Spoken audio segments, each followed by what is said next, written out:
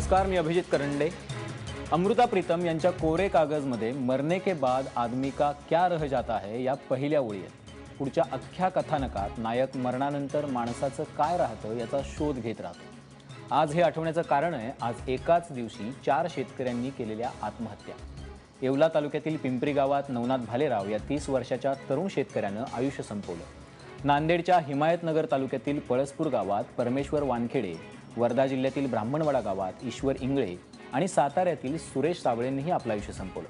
आता येवल्याच्या नवनाथच्या मृत्यूनंतर त्याचे वृद्ध आईवडील, पत्नी, 2 मुली आणि 1 मुलगा असा परिवार आहे।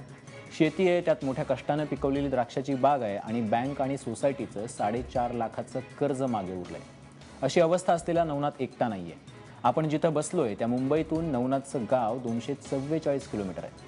या मुंबईत किमान 45,000 लखपती आणि 28 अरबोपती राहतात। बडे मॉल्स, आकाशाला कमीपणा दाखवतील अशा इमारती, इथून जग ठेंगणं दिसतं। त्यामुळे शेतामातीतून तिथून आलेल्या लोकांमधून निवडून आल्यानंतर जेव्हा आपले राज्यकर्ते मंत्रालयात बसतात तेव्हा त्यांचं दुःख किंवा लोकांचं दुःख त्यांना ठेंगणं वाटतं, दिसत नाही। त्यामुळे जेव्हा नवनाथसारखे लोक आत्महत्या करतात तेव्हा आंदोलन ऐन भरात असतानाही कोणालाही नवनाथच्या घरी जावंसं वाटलं नाही, अगदी ते शेतकरी नेते असोत किंवा सत्ताधारी विरोधक असो। तर टीव्हीवरच्या चर्चा आणि रोजचा वाद संपल्यानंतर एकदा शांतपणे विचार करायला हरकत नाहीये की नवनाथ भालेरावनं आत्महत्या का केली। आणि याच विषयावरती चर्चा करण्यासाठी आपल्या सोबत आहेत शेतकरी संघटनेचे, स्वाभिमानी शेतकरी संघटनेचे खासदार राजू शेट्टी, शेतकरी नेते गिरीधर पाटील आहेत, भाजपचे आमदार अनिल बोंडे आहेत आणि काँग्रेसचे प्रवक्ते भाई जगताप आपल्यासोबत आहेत। मी सुरुवात राजू शेट्टींपासून करेन। राजू शेट्टीजी, का नवनाथ सारख्या आणि इतर जे तिघांनी आत्महत्या केली, एकाच दिवसात 4 शेतकऱ्यांनी महाराष्ट्रात आयुष्य संपवले, ही वेळ शेतकऱ्यांवर का येते? नवनाथनं जी आत्महत्या केली, त्याचबरोबर आज केलेल्या इतर शेतकऱ्यांनी आत्महत्या आणि एकूणच झालेल्या आत्महत्या ज्या आहेत त्या आत्महत्येला सरकारचं धोरण, केंद्र आणि राज्य सरकार, त्याचबरोबर शेतकऱ्याचा शेतीमाल आपल्याला स्वस्तात मिळाला पाहिजे अशी मानसिकता असलेला समाज आणि या शेतकऱ्यांच्या मनामध्ये प्रतिकार करण्याची किंवा आलेल्या प्रश्नाशी किंवा समस्येशी 2 हात करण्याची उर्मी तयार करण्यामध्ये अपयश ठरलेले माझ्यासारखे शेतकरी नेते हे सगळेच जबाबदार आहेत। कुणालाही जबाबदारी टाळता येणार नाही। पण असं का होतंय आपल्याकडे राजू शेट्टीजी की ज्या शेतकऱ्याला खरं तर म्हणजे आपल्या म्हणजे रिझर्व्ह बँक असेल किंवा शेअर मार्केटची जी पडझड होते किंवा शेअर मार्केट चढणीला लागतं, या सगळ्यामध्ये, या सगळ्या बाजारामध्ये शेतकरी कुठेतरी मिसिंग आहे। त्याच्यामुळे त्याच्या वेदनांकडे, त्याच्या प्रश्नांकडे दुर्लक्ष होण्याची स्थिती जास्त आहे असं तुम्हाला वाटतं? कुणाला वेळ आहे शेतकऱ्यांच्या वेदना समजून घ्यायला? शिवारातला उदका कोणी समजावूनच घेतला नाही। माध्यमांनी सुद्धा या शेतकऱ्यांच्या चळवळीकडे उथळपणानंच बघितलं। शेतकऱ्यांच्या पोरांनी संतापाच्या भरामध्ये रस्त्यावर 2-4 टोमॅटो टाकले असतील, थोडंफार दूध ओतलं असेल, तर तथाकथित अनेक संवेदनाशील लोकांनी त्याच्यावर सोशल मीडियातून इतकी काही झोड उठवली, जणू काही शेतकऱ्यांची पोरं म्हणजे राक्षसांची अवलादच आहे आणि हे आता सगळं जग नष्ट करायला निघालेत, अशा पद्धतीनं सोशल माध्यमातून शेतकऱ्यांचं चित्र रंगवलं गेलं। अरे हाच काय तो शेतकरी ज्याच्या शेतातून सहज जाताना रस्त्यातल्या वाटेकरून वाटसरून एखादा ऊस मोडला तर अजून एखादा ऊस घ्या, एकानं काय होणार आहे असं म्हणणारा शेतकरी आज त्याच्याबद्दल अशा पद्धतीनं वेगवेगळ्या विकृत चित्र रंगवलं जातंय। अरुंधती भट्टाचार्य नावाची स्टेट बँक ऑफ इंडियाची जी काही चेअरमन बाई आहे, या बाईने गेल्या महिन्यामध्ये एक वक्तव्य केलं होतं की या शेतकऱ्यांची लाड का करता, वारंवार यांच्या कर्जाची माफी का करता? आता या स्टेट बँक ऑफ इंडियाचा एनपीए एवढा वाढत चाललेला आहे, तो एनपीए कमी करण्यासाठी गेल्या वर्षी अर्थमंत्र्यांनी बजेटमधून 30,000 कोटी रुपये दिले, या वर्षी बजेटमधून 10,000 कोटी रुपये दिले, तरी हा एनपीए कमी व्हायला तयार नाही। आणि या बाई आता केंद्र सरकारला सांगतात की टेलिकॉम कंपन्यांचा जो काही तोटा आहे तो तोटा कमी करायचा असेल तर त्यांना 4 लाख कोटीचं बेलआउट पॅकेज द्यावं लागेल। का तर काही कंपन्यांनी फुकट सेवा द्यायला चालू केल्यामुळे या टेलिकॉम कंपन्या तोट्यात आलेल्या आहेत, त्यामुळे त्यांना मदत करायला पाहिजे। 60-70 हजार कोटी रुपये शेतकऱ्यांच्या कर्जमाफीचा द्यायचं म्हटल्यानंतर या बाईनं त्याला तीव्र विरोध केला आणि या मुठभर कंपन्यांच्यासाठी 4 लाखाचं बेलआउट पॅकेज द्यायला शिफारस याच बाई करतात. कारण काय तर त्या कंपन्या तोट्यात गेल्या आणि शेतकऱ्यांनी काय केलं, 100 का 60 करना और बाप का नाम चलाना अशी अवस्था शेतकऱ्यांची झालेली आहे. पण त्याला तो जबाबदार नाही. एका बाजूला तुमच्या या तथाकथित ग्लोबल वॉर्मिंगचे साईड इफेक्ट्स म्हणून नैसर्गिक आपत्तीमुळे त्याचं झालेलं नुकसान, मोठं भांडवली नुकसान शेतीतलं झालेलं, आणि दुसऱ्या बाजूला आज सरकारच्या हस्तक्षेपामुळं बाजारपेठेमध्ये जो काही भाव मिळतो तोही मिळून देण्याचा प्रयत्न. तुम्ही सर्जिकल स्ट्राईक करून पाकिस्तानला धडा शिकवण्याची फुशारकी मारता आणि त्याच पाकिस्तानातून कांदा आयात करता आणि शेतकऱ्याला उद्ध्वस्त करता. तुम्ही मन की बात मधून शेतकऱ्यांना सांगता की या देशाला डाळीच्या बाबतीत आपल्याला स्वयंपूर्ण करायचं आहे, हरभरा असेल, तूर असेल, याचं उत्पादन वाढवा आणि त्याच काळामध्ये तुमच्या काही हितसंबंधांना खुश करण्यासाठी 5 लाख टन परदेशातून डाळ आयात करता आणि तूर आणि हरभरा उत्पादक शेतकऱ्यांची वाट लावता. तुम्ही शेतकऱ्यांना सांगता की आपल्याला खाद्यतेलाच्या बाबतीत स्वयंपूर्ण व्हायचं आहे, परदेशातून तुम्ही खाद्यतेल आयात करता, सोयाबीन आणि सूर्यफूल सारख्या तेलबियांचे दर पाडता. काय करायचं शेतकऱ्यानं, त्याच्या हातामध्ये काय आहे. आणि मग अशा परिस्थितीमध्ये त्या शेतकऱ्यानं आत्महत्या करायची का नाही करायची. आता या सगळ्या तथाकथित समाजाला बरं वाटावं, हे चित्र विकृत दिसू नये म्हणून त्यानं कुडत किती दिवस मारावं. आता कोणच आपल्या मदतीला येणार नाही. आता मेलेलं बरं असं म्हणणाऱ्या शेतकऱ्याचं काय, शेतकऱ्याच्या मनामध्ये जर मानसिकता येत असेल म्हणजे राजू शेट्टीजी, तुम्हाला असं म्हणायचं की आधी शेतकरी जो मरतो तो पॉलिसीमध्ये मरतो, धोरणांमध्ये, सरकारी फायलींमध्ये मरतो, नंतर त्याची आत्महत्या होते, नंतर तो व्हिजिबल होतो, नंतर तो माध्यमांमधून त्याच्याबद्दल वेदना व्यक्त केल्या जातात. अनिल बोंडेजी, आपली धोरणं अशी काय आहेत? 3 वर्षानंतर पण धोरणं का बदलत नाहीयेत? नाही, खरी गोष्ट आहे करंडेजी की ज्याला आपण बळीराजा म्हणतो तो सगळ्या बाजूने नाडवला जातो. आणि आजच नाही तर अनेक दिवसापासून, इंग्रजाच्या काळापासून, जेव्हा महात्मा ज्योतिबा फुलेंनी शेतकऱ्याचा आसूड जो लिहिला होता तेव्हापासून शेतकरी नाडवला जातो की जंगलामधले असणारे प्राणी सुद्धा त्याला उद्ध्वस्त करतात. आणि सरकारी यंत्रणा, तो तलाठी असो, ग्रामसेवक असो, ते सर्व शेतकऱ्याला उद्ध्वस्त आणि पिळवणुकीचं कारण करतात. आणि एक मानसिकताच निर्माण झालेली आहे की शेतकरी जे पिकवतो ते आपल्याला स्वस्तात खायला मिळालं पाहिजे, शेतकरी जे पिकवतो ते आपल्याला फुकटात मिळालं पाहिजे. तो अधिकारी असो की तो व्यापारी असो, त्याला असं वाटतं की शेतकऱ्याकडून किती कमी पैशात घेऊ. आणि म्हणून जोपर्यंत संपूर्ण धोरण या शेतीमध्ये गुंतवणूक करण्याचं धोरण आणि निघालेला शेतमाल योग्य भावामध्ये खरेदी करण्याचं धोरण जेव्हा राहील तेव्हा शेतकरी सुखी होऊ शकतो. बरोबर. तुम्ही आता अतिशय महत्वाचा मुद्दा मांडलाय, पण ते धोरण का बदलत नाहीये? आता जे राजू शेट्टींनी प्रश्न उपस्थित केले की तेलबियांमध्ये तुम्ही भाव पाडले, डाळींचे भाव पाडले, कांद्याचे भाव पाडले, असं का होतं? धोरण बदलण्याची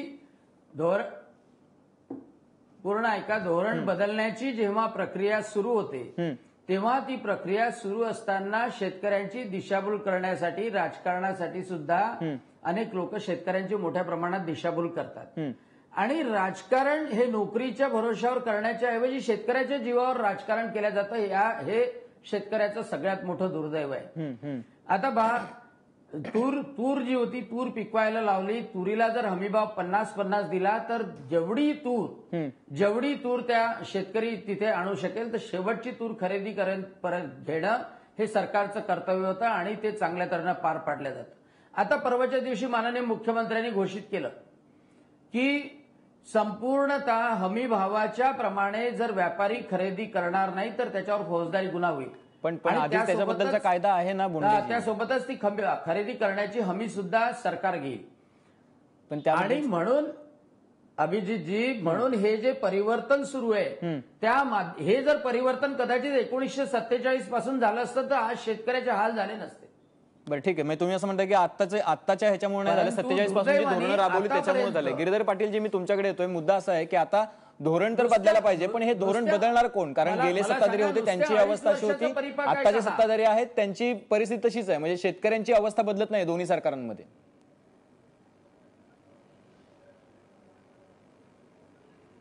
नाही, आपण सगळे काय करतोय माहितीये का, आपण सगळे पाखंडी झालो आहोत. एखाद्या बोक्याने उंदराचा चट्टामट्टा करावा आणि त्याच्यानंतर चर्चा करावी, अशा पद्धतीने आपण या आत्महत्या केलेल्या शेतकऱ्यांची चेष्टा करत आहोत. या सगळ्या कारणांची मीमांसा शेतकरी संघटनेमध्ये शरद जोशींनी इंडिया आणि भारत या ज्या दोन मानसिकता आपल्याकडे आहेत, तर त्याच्यामध्ये आपल्याला आढळेल. महत्वाचा मुद्दा असा आहे की पूर्वी आपण शहर आणि ग्रामीण असा जो भाग करत होतो, आता आहेरे आणि नाहिरे वर्गाची ते आपल्याला भारत आणि इंडिया अशी आपल्याला नवीन व्याख्या आपल्याला करावी लागेल. खेड्यामध्ये सुद्धा शोषक वर्ग आहे आणि हा जो वर्ग आहे हा राजकारणामध्ये असतो, सहकारामध्ये असतो, नोकरशाहीमध्ये असतो, हा सगळा चंगळ करतो आणि प्रत्यक्ष घाम गाळून उत्पादन करणारा, ज्याचं पोट शेतीवरती अवलंबून आहे, असा एक वर्ग आहे. तो अत्यंत उपेक्षित असं जीवन जगत असतो. नवनाची गोष्ट घ्या, मागच्या वेळेला लातूरमध्ये ज्या मुलीने माझ्या लग्नाला माझ्या बापाकडे पैसे नाही म्हणून मी जीवन संपवतोय, एका मुलीने आपल्या बापाला बसचा पास घ्यायचे पैसे नाहीत म्हणून आत्महत्या केली. ही सगळी प्रातिनिधिक उदाहरणं आपण शेतीची धोरणं, आयात निर्यात, अमुक टमुक याच्यावरती राहतो. प्रत्यक्षामध्ये या उपेक्षित वर्गासाठी आपण काय करणार आहोत याचा कुठलाही रोडमॅप आपल्याकडे नाहीये. रोडमॅप इतकी सरकार गेली जवळपास, म्हणजे आता इतकी सरकार, गिरिधर पाटीलजी, खूप सरकार आली आणि गेली, त्याच्याबद्दल शेतकऱ्याबद्दल रोडमॅप का तयार होत नाही असं वाटतं तुम्हाला? हो, नाही, शेतकऱ्याच्या शोषणावरतीच आपल्या देशाची अर्थव्यवस्था अवलंबून आहे. ज्या दिवशी तुम्ही शेतकऱ्याला त्याचा श्रमाचा मोबदला द्याल त्या दिवशी तुमची अर्थव्यवस्था कोसळते.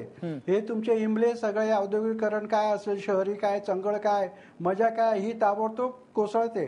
काम न करता पैसे मिळवण्याची जी एक व्यवस्था तयार झालेली आहे, ती सगळी काम करणाऱ्या लोकांच्या उरावरती उठलेली आहे आणि त्याच्यामुळे त्यांच्याकडे योग्य ते लक्ष न दिल्यामुळे आत्महत्याशिवाय त्यांच्याकडे पर्याय राहिलेला नाहीये. आता आपण किती चर्चा केल्या, धोरणात्मक चर्चा केल्या, सरकारचं कर्तव्य पाहिलं, तर याच्यातून मार्ग निघणं मला वाटतं फार कठीण आहे. ठीक आहे. आता असं आहे भाई जगतापजी की आज खरं तर खूप मोठा काळा दिवस आहे. आज आपल्या एका राज्यामध्ये जे राज्य प्रगत राज्य आहे, औद्योगिकदृष्ट्या प्रगत राज्य आहे, इकॉनॉमिकली स्टेबल व्हायबल राज्य आहे, त्या राज्यामध्ये एकाच दिवशी 4 शेतकरी आत्महत्या करतात. शेजारच्या मध्य प्रदेशमध्ये 5 शेतकऱ्यांवरती गोळीबार होतो. आणि हे नवीन राहिलेलं नाहीये, कारण काँग्रेस राष्ट्रवादीचं सरकार असताना त्या काळातही शेतकऱ्यांवरती गोळीबार झाल्याच्या घटना, उसाला भाव मागितला म्हणून लाठीमार झाल्याच्या घटना आपण बघितलेल्या आहेत. माणमध्ये जमीन संपादनावेळी गोळीबार झाला आणि नंतर पवना धरणाच्या वेळेला पाईपलाईनसाठी जमीन नाही दिली म्हणून. पण ही वेळ एकतर शेतकऱ्याला आत्महत्या तरी करावी लागते किंवा शेतकऱ्यावरती गोळीबार तरी होतो. ह्या दोन्हीच्या मधून शेतकऱ्याची सुटका होणार आहे कधी? शेतकरी कधीतरी सुखा समाधानानं जगू शकणार आहे की नाही कुठल्या तरी सरकारच्या काळामध्ये? आता असं आहे की याच्यामध्ये आपण 1947 पासूनच्या सगळ्या गोष्टी जर आपण चर्चा करायला लागलो तर ते काय 45 मिनिटांमधल्या त्या चर्चा नाही. प्राप्त परिस्थितीमध्ये काय करायला पाहिजे ही सगळ्यात जास्त महत्वाची गोष्ट आहे. आता जो शेतकरी आंदोलन सुरू आहे त्याचं, तो संपावर आहे आणि तो नवनाथ भालेराव आत्महत्या करतो आणि ते 4 जण आत्महत्या करतात. तरी सुद्धा त्या बाबतीतल्या ज्या संवेदना निदान व्यक्त करायला पाहिजे त्या सुद्धा शासनाकडनं केल्या जात नाहीत. उलट शेतकरी हा संप याचा कसा चुकीचा आहे याच्यामध्ये मात्र प्रत्येकाला हे वाटतंय की आम्ही हे फार मोठं काम करतोय. मुख्यमंत्र्यांनी हे करत असताना पत्रकार परिषद मी ऐकली त्यांची, ते म्हणे की आमच्याकडे सगळ्यांच्या कच्चा चिट्टा आहे. अरे तो कच्चा आहे तो पक्का करा ना, कुणावर काय आरोप करायचे ते करा ना, कुणाला अरेस्ट करायचं करा, जे काही करायचं ते करा. परंतु आज जी काही परिस्थिती आहे ह्या परिस्थितीला राज्याचे प्रमुख म्हणून तुम्ही जबाबदार नाही, राज्याचे प्रमुख म्हणून इथले हे सरकार जबाबदार नाही असं कसं म्हणता येईल?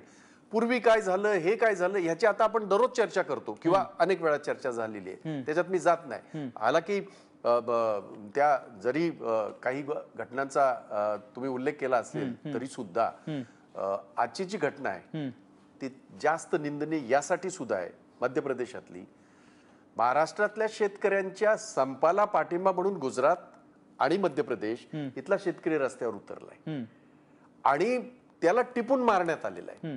म्हणजे हे इतकं वाईट आहे की त्यांनी आता हवालदिल झाला आणि तो रस्त्यावर उतरला तरी त्याला टिपून टिपून मारायचं. हे खरं यांचं मोदी सरकारचं आणि भाजप सरकारचं खरं स्वरूप आहे. ह्या त्यांचा खरं रूप आहे. आणि म्हणून आजच्या घडीला बरं त्यांनी काय सांगितलं, त्यांनी ते म्हणाले नाहीत पण मी याच्या अगोदरच्या याच्यावर होतो, वाहिनीवर होतो, त्यांनी सांगितलं की ऑक्टोबर महिन्यामध्ये, आणि मुख्यमंत्री म्हणाले ऑक्टोबर महिन्यामध्ये आम्ही हा निर्णय घेणार आहे. आज का नाही? म्हणजे आज आता या शेतकऱ्यांच्या आंदोलनाला कुठला राजकीय हे नाही. त्या शेतकऱ्यांनी सांगितलं की आम्ही कुठल्याही याच्या राजकारणाचं मुख्यमंत्र्यांनी सांगितलं की त्याच्यामध्ये राजकारण राजकीय पक्षांचे नेते उतरले, त्यांच्याकडे पूर्ण माहिती आहे, जाळपोळ, हिंसा, दगडफेक, त्यांनी लगेच अरेस्ट करायचं, लगेच त्याच्यावर त्यांनी दावे दाखल करायचे. प्रश्न तो नाही. मुख्यमंत्रीच्याकडे जो काय कच्चा चिट्टा आहे ते मी म्हटलं तुम्हाला. माझं म्हणणं असं आहे की आज ह्या आंदोलनाला काँग्रेस चालवते का, राष्ट्रवादी चालवते का, शिवसेना किंवा त्यांचे भाजप चालवते का? तर नाही. कारण शेतकऱ्यांनी जी काही कोर कमिटी बनवले, शेतकरी नेते असतील आणि ते सगळे शेतकऱ्यांनी तो हा एल्गार पुकारलाय. आता याच्यावर मुख्यमंत्र्यासारखा राज्याचा प्रमुख माणूस जर असं म्हणत असेल मी असली शेतकऱ्यांजवळ बोलेन, मी नकली शेतकऱ्यांजवळ बोलणार, ही त्यांचीच वक्तव्य, ते माझी नाहीत. मग पुणतांब्याच्या कुठच्या असली शेतकऱ्याबरोबर चर्चा करून त्यांनी संप हे काढला, मागे घेतला म्हणून असं जाहीर केलं. म्हणजे हे जेव्हा राज्याचे प्रमुख म्हणतात त्यावेळेला प्रश्न असा निर्माण होतो, मग कुणाकडे बघायचा? आणि मग आंदोलन चालू असताना सुद्धा काहीतरी दिलासा मिळेल ही भावनाच किंवा ही अपेक्षा जेव्हा हे होते, संपते, त्यावेळेला अशा पद्धतीने नवनाथ हे असतील, भालेराव यांच्यासारख्या ह्या आताच्या घटना घडलेल्या आहेत. अनिल बोंडेजी, आता भावना शेतकऱ्यांमध्ये अशी उरलेली नाही असं म्हणतात विरोधक की तुम्ही काहीतरी करू शकता, तुम्ही कर्जमाफी देऊ शकता, त्यांना काहीतरी दिलासा देऊ शकता.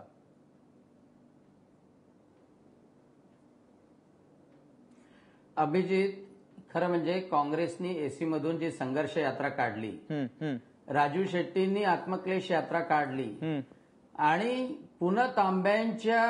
पुणतांब्याच्या शेतकऱ्यांनी जी प्राथमिक भावना होती त्याची मला असं वाटतं तातडीनं दखल माननीय मुख्यमंत्र्यांनी घेतली. कारण हा संप पुणतांब्याच्या शेतकऱ्याचा संप सुरू होण्याच्या अगोदर माननीय मुख्यमंत्र्यांनी बोलवलं आणि संपाच्या अगोदर चर्चा केली.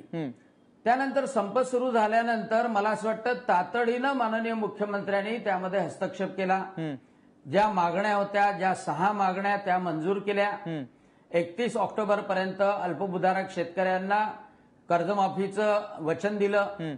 हमी भाव साठी कृषी मूल्य आयोग, त्याचप्रमाणे फौजदारी कारवाई करण्याचं सुद्धा आश्वासन दिलं. आता इथे गडबड झाली. इथे काय गडबड झाली की विरोधकांना असं कधीच वाटलं नाही इतक्या लवकर मुख्यमंत्री मागण्या मान्य करतील आणि आपलं राजकारण फसेल. आणि त्यानंतर मग कटकारस्थान जे सुरू झालं की शेतकरी बाजूला राहिला, बोंडेजी कृषी मूल्य आणि राजकारण्याने त्यामध्ये उडी घेतल्यानंतर जेवढं तुम्ही सांगताय आता शेतकरी बाजूला राहिला आहे. उस्मानाबादमध्ये शिवसेनेच्या काही लोकांनी बाजारामधून टमाटे विकत घेतले. 3 महिन्यापासून राज्यातला शेतकरी सांगत होता आपण संपावर जाऊ, कोणी शेवटच्या विकत घेतलं ते रस्त्यावर संपावर जाणार त्याच्या आदल्या दिवशी एक दिवस काँग्रेस आणि राष्ट्रवादीवाल्यांचं तर सोडून ज्या पुणतांब्याचा तुम्ही उल्लेख करता, प्रश्न हा आहे अभिजित की शेतकऱ्याला बाजूला ठेवायचं सरकार आणि आता हे समोर आले की 2-3 एसटीवर दगडफेक करायची, कुठेतरी हिंसक कारवाई करायची, टीव्हीमध्ये स्वतः यायचं आणि अनेक ठिकाणी फक्त पक्षाचे कार्यकर्ते दिसायला लागले की अराजकता माजवायची आहे. याला पॉलिटिकल कंगोरे आहे, याला राजकीय कंगोरे आहे अभिजित. आणि या राजकीय कंगोऱ्यावर चर्चा करणं आवश्यक आहे. शेतकऱ्याची कर्जमाफी झाली पाहिजे हे राष्ट्रवादीने घातलं नाही, ते घातलं आमदारांनी सुद्धा म्हटलेलं आहे. भारतीय जनता पक्षाच्या कार्यकारिणीमध्ये हा विषय मांडलेला आहे. ठीक आहे अनिल बोंडेजी, मी तुम्हाला एका सेकंदासाठी थांबवतो. जो वारू अनिल बोंडेजी, मी तुम्हाला एका सेकंदासाठी थांबवतो. भाई जगताप असं म्हणताय की तुम्ही 3 महिने शांत होता, 3 महिन्यानंतर सुद्धा तुम्ही कारवाई केली नाही आणि शेवटच्या दिवशी तुम्ही मग संप सुरू झाल्यानंतर घाईघाईने त्यांना बोलवलं आणि चर्चा केली. तुम्ही आधीच कारवाई का केली नाही? आता त्यांचं म्हणणं असं की 4 महिने का थांबताय कर्जमाफीसाठी? मग अशा आत्महत्या होत राहतील. अगदी घाईघाईची गरज नाहीये. यांना राजकीय मायलेज घ्यायसाठी यांना यात्रा काढावी लागतात. कसलं परंतु तुम्हीच जेव्हा घ्या. पुणतांब्याच्या शेतकऱ्यांची भावना घ्या. ती जाणून घेऊन तर ताबडतोब माननीय यांचं दुखणं हे आहे की इतक्या लवकर संप का मिटतो. अहो, मग त्यांनी यांना हे वाटतं की शेतकरी उघड्यावर आला पाहिजे. पुणतांब्याच्या हा मोठा प्रश्न आहे. सरकारचं आज 13वं का घातलं सांगा. यांचं दुखणं हे आहे की इतक्या लवकर यांचं संप कसलं कसा दुखणं आलं मिटला, हो? इतक्या लवकर मुख्यमंत्र्यांनी दखल का घेतली, इतक्या लवकर चर्चा का केली. ठीक आहे. आणि यांना न विचारता का केली. संप असा मिटणारच हा सर्वात महत्वाचा अहंकार आहे. अनिल बोंडेजी गिरीधर पाटील म्हणतात की संप मिटेलच नाही अजून. की गावोगावच्या शेतकऱ्यांशी डायरेक्ट बोललं पाहिजे. नाही अनिल बोंडेजी गिरीधर पाटील म्हणतात की संप अजून मिटलेलाच नाही. संपाची दखल दुसऱ्या दिवशी घेऊन पुणतांब्याच्या शेतकऱ्यांशी डायरेक्ट चर्चा करण्याचं काम मुख्यमंत्र्यांनी केलं. त्यामुळे हे राजकीय पक्ष दुखावले गेले. ठीक आहे राजकीय संप सुरू ठेवणं हे यांचं ठीक आहे. कर्तव्य अनिल होतं. बोंडेजी शेतकऱ्यांच्या भल्यासाठी नाही. ठीक आहे तुमचा आरोप आणि तुमचा आरोप असा आहे की हा गिरीधर पाटीलजी बोला.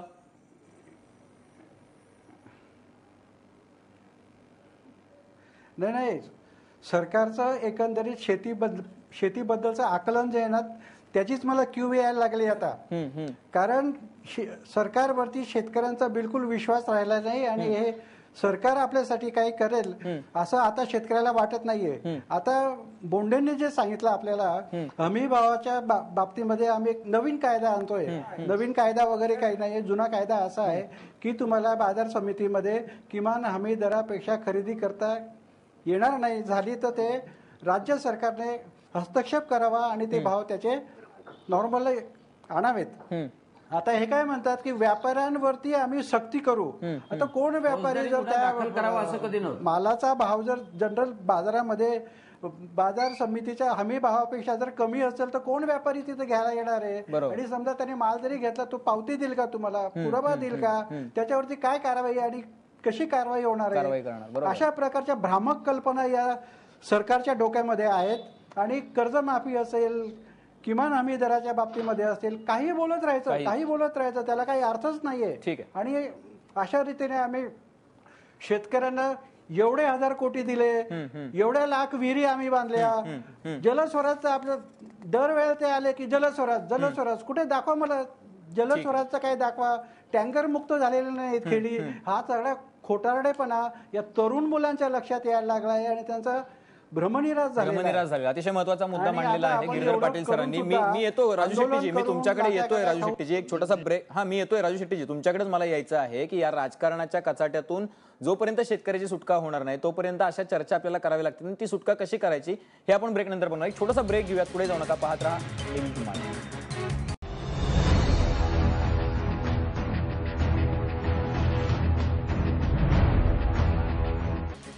एकाच दिवसात 4 शेतकऱ्यांवरती आत्महत्या करण्याची वेळ का आली, हा आपल्या चर्चेचा विषय आहे. राजू शेट्टी आहेत आपल्यासोबत, खासदार आहेत. राजू शेट्टीजी, आता आपण ब्रेकवरती जाण्यापूर्वी खूप मोठे आरोप प्रत्यारोप घडले. कायम म्हणजे शेतकऱ्यांचा प्रश्न जिथे येतो, शेतकरी हा एक राजकीय भांडवल झालेला आहे. म्हणजे त्याच्यावरती आपल्याला राजकारण तर होतं पण त्याची काही म्हणजे त्याचं जीवन काही सुरळीत होत नाही. असं का होतंय? आता या राजकारणातून त्याची सुटका कशी करणार आहोत आपण? नाही आरोप प्रत्यारोप बाजूला ठेवा, पण धोरणाच्या माध्यमातून नुकसान कसं होतं आणि शेतकऱ्याचा बळी कसा जातो हे मी सांगतो. की बोंडे जे सांगतायत की आम्ही तूर खरेदी केली, ओढ खरेदी केली, मला एकच प्रश्न विचारायचा आहे की 4 लाख टन एवढ्या मोठ्या प्रमाणामध्ये तूर खरेदी करून सुद्धा बाजारपेठेवर त्याचा तसूभरही परिणाम का होत नाही? कारण मुळामध्ये सरकारनं खरेदीमध्ये उतरणं याचा अर्थ काय? मार्केट इंटरव्हेन्शन याच्यासाठी करायचं असतं की बाजारपेठ वाढावी, भाव वाढावेत, यासाठी सरकारनं हस्तक्षेप म्हणून सरकारला विकणाऱ्यांना आणि न विकणाऱ्यांना सुद्धा भाव मिळावा या उद्देशानं मार्केट इंटरव्हेन्शन करायचं असतं. पण 4 लाख एवढ्या मोठ्या प्रमाणामध्ये तूर खरेदी करून सुद्धा तुरीचे भाव का वाढत नाहीत याचा शोध घेण्याचा ज्यावेळी मी प्रयत्न केला त्यावेळी या सगळ्या धोरणाचा भंपक मला माझ्या लक्षात आला राधा मोहन आणि रामविलास या दोन बिहारी माणसांनी शेती क्षेत्राची अक्षरशः वाट लावलेली आहे. यांचं धोरण असं आहे की एका बाजूला सरकार तूर खरेदी करतंय 5,050 या हमी भावानं, आणि त्याचबरोबर फेब्रुवारी, मार्च आणि एप्रिल या काळामध्ये फूड कॉर्पोरेशन ऑफ इंडियानं त्यांच्याकडे असलेली जी काही तूर आहे ती त्याच वेळी ऑप्शन मध्ये काढलेली आहे. ती 3300 ते 3800 रुपये या भावानं विकलेली आहे. म्हणजे एका बाजूला आपण खरेदी करतोय 5,050 रुपयानं आणि त्याच काळामध्ये तूर विकतोय सुद्धा. कसा बाजार वाढेल? पैशाचा विनियोग, पैसा खर्च करायचा.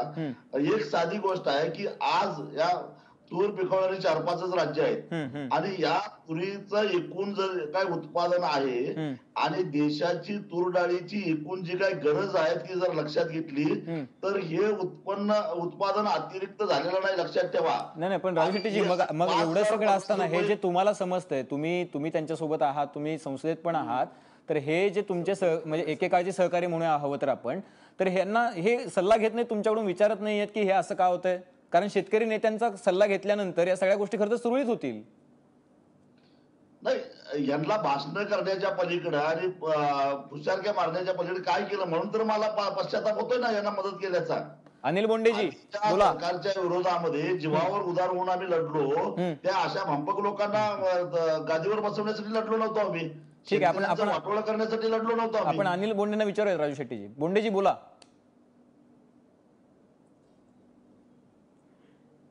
राजू शेट्टींना राजकारणासाठी आज जे बोलायचं असेल ते बोलण्याची मोकळीक आहे. कारण आतापर्यंत 2 वर्षापर्यंत म्हणजे मागच्या वेळेला तुरीचे भाव वाढले. एका प्रश्नाचं उत्तर दे, राजकारण बाजूला ठेवा. मागच्या वेळेला तुरीचे भाव वाढले त्यावेळेला ओरडणारे हेच लोक होते की संपूर्ण जनमानसातली जी भावना आहे.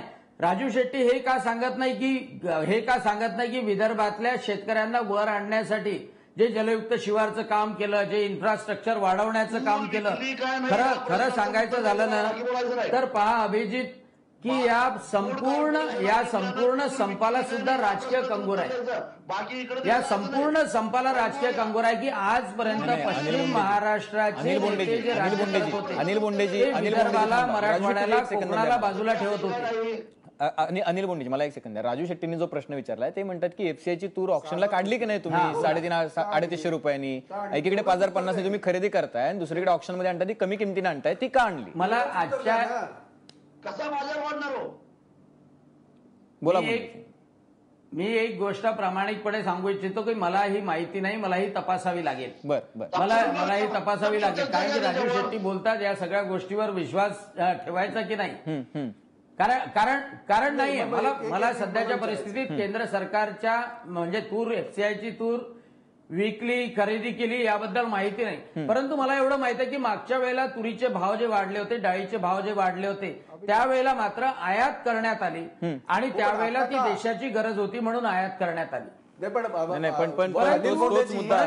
महत्वाची गोष्ट आहे की ह्या सगळ्या गोष्टी करताना आपल्या राज्यामध्ये संपाला जो राजकीय आपल्या राज्यामध्ये तुरीचं पीक मुबलक आल्यानंतर सुद्धा आजच्या परिस्थितीमध्ये विदर्भ असो, मराठवाडा असो, तूर आयात केली गेली ती आपण यावेळेला थांबू शकलो असतो की? ठीक आहे, ती कशाला मग अधिकची आयात का केली? एफसीआयचं तुम्हाला माहित नसेल परंतु मोझाम्बिक थांबवलीच आहे. निर्यातीवर कर पण लावलाय. पण तो 1 लाख क्विंटल ती आली ना, ती यायची ती आली, त्याच्यानंतर तुम्ही ती सगळी बंदी केली आणि त्याच्यावर हे केलं. आयातीचा करार झालाय, 10 वर्षाचा आयातीचा करार झालेला आहे. आयात तुम्हाला मध्येच थांबवता येत नाही. आयातीचा 10 वर्षाचा दरवर्षी 10% वाढत जाणारा करार आपण केलेला आहे. आयात 10 वर्षासाठी थांबणार नाही. 1 लाख टन आली.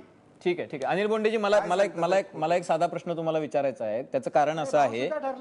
ठीक आहे गिरीधर पाटीलजी, मी एक प्रश्न अनिल बोंडेजी तुमच्यासाठी असा आहे की ऑगस्ट सप्टेंबरमध्ये सरकारला कळलेलं होतं की यावर्षी तुरीचा पेरा जास्त झालेला आहे, यावर्षी सोयाबीन आपल्याकडे जास्त होणार आहे, यावर्षी आपल्याकडे रोगराई कमी आहे. यावेळेला सगळ्या राज्यांकडून माहिती घेऊन केंद्रानं ही सगळी आकडेवारी जाहीर केली होती. त्याच्यानंतर सुद्धा आपल्याला हे लक्षात का आलं नाही की आपल्याकडे एवढं उत्पादन होणार आहे, तर आपल्याला आपल्याला निर्यातीबद्दलचं धोरण जास्त पद्धतीने स्वीकारलं पाहिजे, आपल्याला त्याच्याबद्दल खरेदी केंद्र वाढवली पाहिजेत.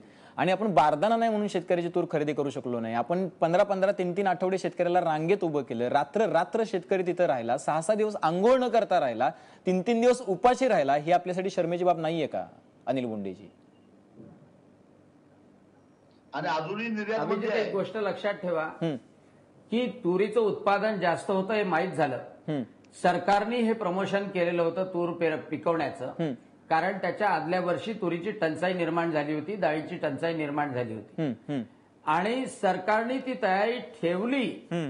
21 लाख टन तूर आपल्या इथे निर्माण झाली, त्यापैकी आजच्या तारखेला 6 लाख टन तूर खरेदी केली. ठीक आहे. सर्वात महत्वाची गोष्ट अनिल बोंडेजी, हे आकडेवारी सर्वांना माहिती आहे. अनिल बोंडेजी, हे आकडेवारी सर्वांना माहिती आहे. मी विनंती करतो तुम्हाला की जो प्रश्न आहे पॉइंटेड त्याच्यावरती उत्तर द्या तुम्ही.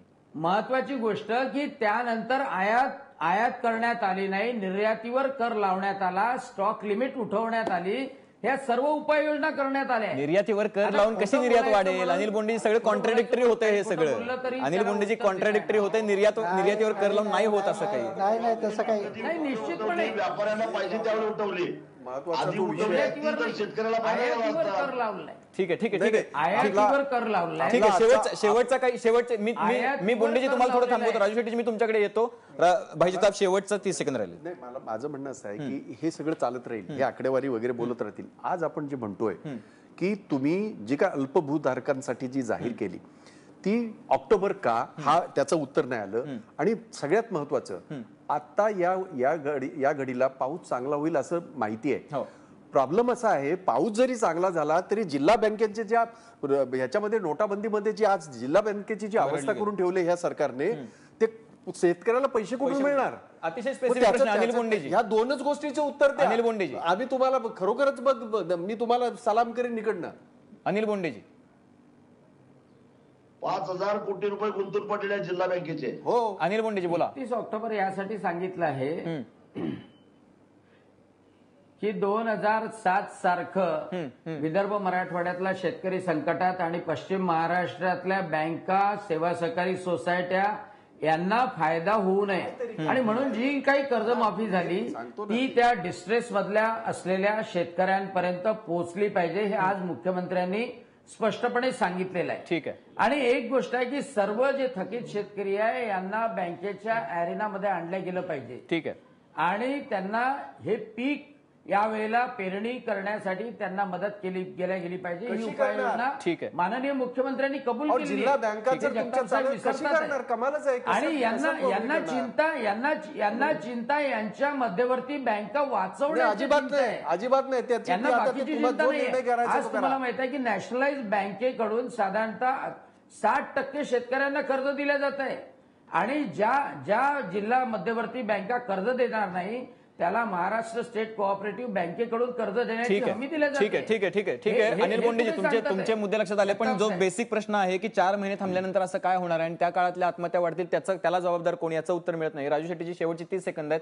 शेतकऱ्यांच्या आत्महत्या थांबायच्या असतील, नवनाथ भालेराव जर आपल्याला अजून नको असतील, जे तरुण शेतकरी अवघ्या 30व्या वर्षी 2 मुली 1 मुलगा मागे ठेवून, आई वडील आणि 4.5 लाखाचं कर्ज मागे ठेवून त्याला जावं लागलं, ही आपल्यासाठी खूप वेदनादायी गोष्ट आहे. काय करायला पाहिजे तातडीनं? राजू शेट्टीजी.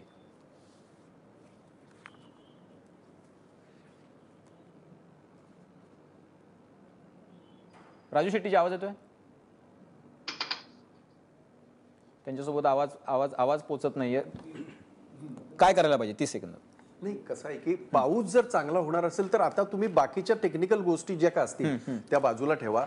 या शेतकऱ्याला तात्काळ त्याच्या याच्यासाठी मग वाण असेल, पेरणीसाठी त्याला ह्या पाऊस ग्रहीत धरून, जर ऑक्टोबर हे लांब झालं तोपर्यंत आपला सीझन संपतो, खरीपाचा हंगाम संपतोय, त्यामुळे आत्ताच त्याला ती मदतीची गरज आहे. आणि त्याला मग तुम्ही जिल्हा बँका तुम्हाला काय वावडं असेल नॅशनलाइज बँकेतना द्या, अजून कुठून द्या, पण त्या शेतकऱ्याला आज गरज जी आहे ती तुम्ही द्यायला लागेल तुम्हाला, तरच तो चांगला पाऊस पडून सुद्धा तो मागच्या वेळेला चांगला पाऊस पडून आज त्याला त्याची तुरीची वाट लागलीच ना. आणि भाव पण मिळाला पाहिजे. भाव मिळाला पाहिजे ते तर आहे, तो एक मोठा विषय आहे. परंतु आजच्या घडीला त्या बळीराजाला त्याच्या शेतात काम करण्यासाठी, त्याला पेरणीसाठी, त्याला कोळपणीसाठी त्याला लागणारं जे काय हे आहे ते कसं मिळेल याचा विचार झाला पाहिजे. नक्कीच. म्हणजे या सगळ्या गोष्टी जर वेळेत झाल्या तर थोडक्यात शेतकऱ्यांच्या आत्महत्या थांबतील. एकाच दिवसात 4-4 शेतकऱ्यांना आपलं घरदार, आपल्या आप्तस्वकीयांना सोडून जावं लागणं कायमचं, ही फार बरी गोष्ट नाहीये. खरं तर 2014 मध्ये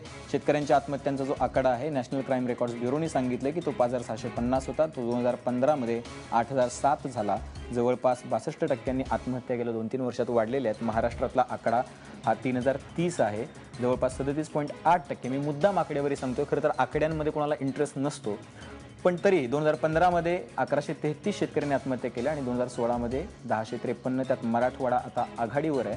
त्याच्यामुळे शेतकऱ्याचा प्रश्न हा गंभीर झाला आहे. शहरातल्या, गावातल्या, परदेशात राहणाऱ्या कुठल्याही भारतीयानं शेतीच्या प्रश्नाबद्दल थोडं संवेदनशीलपणे विचार करून राज्यकर्त्यांनीही त्याबद्दल निर्णय घेतला तर शेतकरी सुखी होईल, किमान जगू शकेल, किमान आपल्या लोकांना सोडून जाण्याची वेळ त्याच्यावर येणार नाही. राहत इंदोरी म्हणतो की आँख में पानी रखो, होठों पे चिंगारी रखो, जिंदा रहना है तो तरकीबें बहुत सारी रखो. आता शेतकऱ्यानं त्या तरकीबे ज्या आहेत, त्याच्या ज्या आयुध आहेत ती वापरायला सुरुवात केली आहे, याची जाणीव शेतकऱ्यांनी ठेवली पाहिजे, राज्यकर्त्यांनी ठेवली पाहिजे. तुम्ही सगळ्या मान्यवरांनी चर्चेसाठी वेळ दिला त्याबद्दल धन्यवाद. तुम्ही पाहत राहा एबीपी माझा.